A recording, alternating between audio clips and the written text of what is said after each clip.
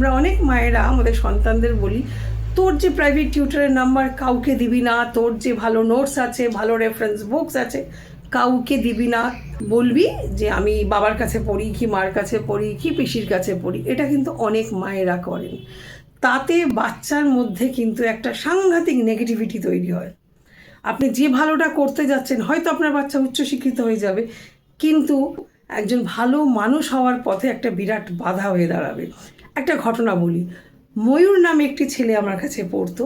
তাকে আমি বললাম, হ্যাঁ রে, তোর ক্লাসে কে ফার্স্ট হয়? বললো পড়না ফার্স্ট হয়। আমি বললাম তুইও হ। বললো না, ও তো আমার থেকে অনেক বেশি মার্কস পায়। আমি বললাম চেষ্টা কর, ঠিক হবে।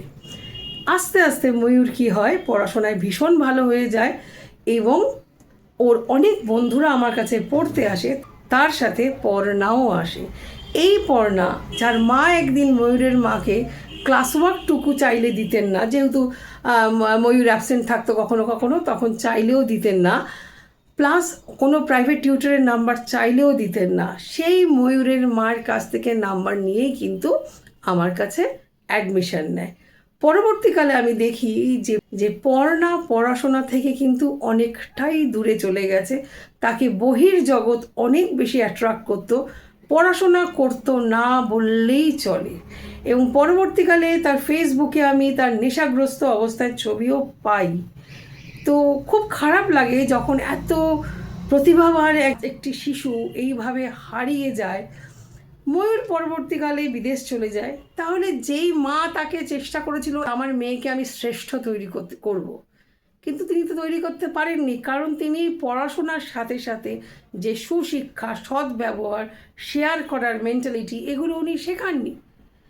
আর সম্পূর্ণটাই উনি নিয়ন্ত্রিত করতেন ওনার সন্তানকে। ওনার সন্তানের কোনো স্বাধীনতা ছিল না। তার ফলে কি হলো, যখন সে বড় হলো সে মায়ের বিরোধী হয়ে গেল এবং উনি যা চেয়েছিলেন সেটা কিন্তু তৈরি করতে পারেননি। তো সুশিক্ষিত হয়তো পরবর্তীকালে হয়েছে সেটা আমি জানি না, কিন্তু অনেক ছোট বয়স থেকে সে নেশাগ্রস্ত হয়ে গেছিল।